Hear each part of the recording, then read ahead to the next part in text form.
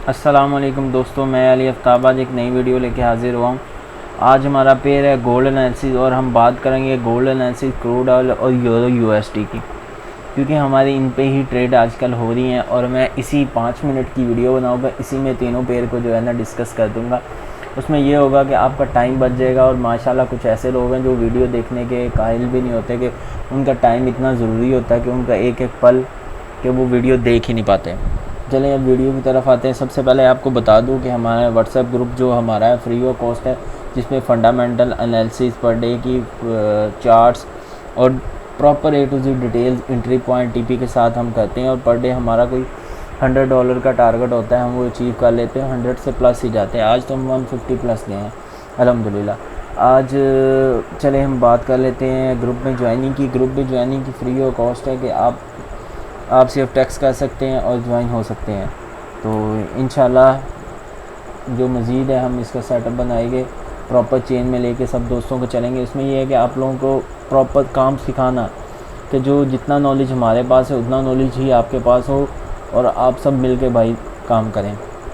Gold की बात करते हैं। गोल्ड का जो था वो सुबह का मैं एंट्री पे ये था कि मैं 17-14 से ना सेलिंग की एंट्री में था कि यार नहीं 17-14 हो सकता है रिजेक्ट, पर मैंने यहाँ से सेल एंट्री नहीं ली। मैंने 17-14 से 17-13 से सेल एंट्री ली और बेनिफिट उठाया और बेनिफिट में ही था। अभी मैं जो बाय एंट्री में था 1705 से, ठीक है, और उसने रीटेस्ट कर दिया 70। मुझे नहीं आइडिया था कि इतना कि ये इसको टच करेगी, 1702 को रीटेस्ट करेगी। उसने 1702 को रीटेस्ट कर दिया। अब इसने टच करना है 1707 को, जो प्रीवियस इसकी सपोर्ट है, और इसने बाय निकलना है। अभी इसके कोई सेलिंग के ना कोई इस तरह के कोई चांस नहीं बन रहे अभी तक, तो कोई नहीं है।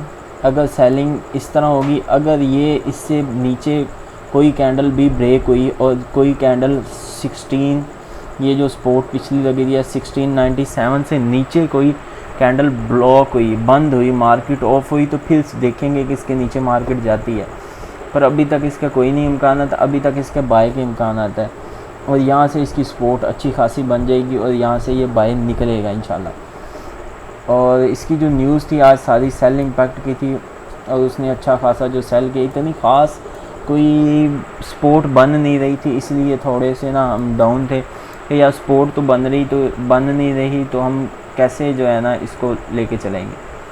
इसलिए अगर ये इसको ना ब्रेक करता 1713 को, अगर ना ब्रेक करता तो इसने रीटेस्ट 1716 को करना तो हो सकता तो ऊपर भी कर जाता, पर नहीं किया। 2 बार ही यहाँ से ही ब्रेक हो रहा है, जिसकी वजह से ना जो है ना शक में सारे मेंबर बैठे हुए हैं।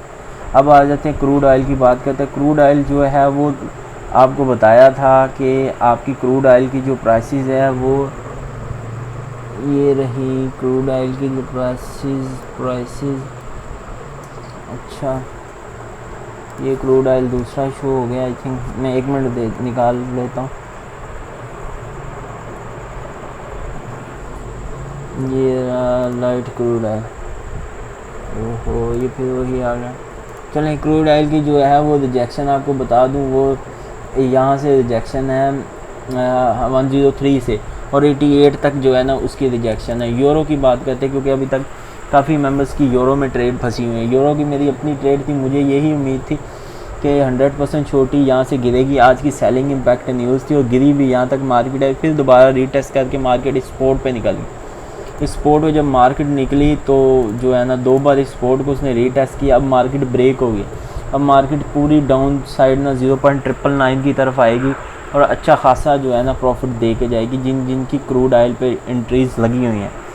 और आपको बता दूं कि फंडामेंटल के थ्रू जो है ना ब्रेक सेक्शन हो रही है, एनालिसिस पे ब्रेक सेक्शन नहीं हो रही आजकल, क्योंकि मार्केट की कंडीशन ही ऐसी हुई पड़ी है। अभी तक मार्केट सबके आउट ऑफ समझ लो कि कंट्रोल ही चल रही है, कि मार्केट की कोई सिनेरियो साफ ज़्यादा नहीं हो रहा। अभी तक मार्केट का कोई साफ पॉइंट जो है ना क्लियर नहीं हो रहा कि मार्केट किस ट्रेंड में जाएगी। अगर जो बात करते हैं दोस्त के नीचे जाएगी ट्रेंड, वो बहुत दूर की बात है और वो बाद में भी सोचा जाएगा कि क्या होगा। अभी तक उस ट्रेंड की कोई बात हो नहीं रही, ना होगी। Thank you so much.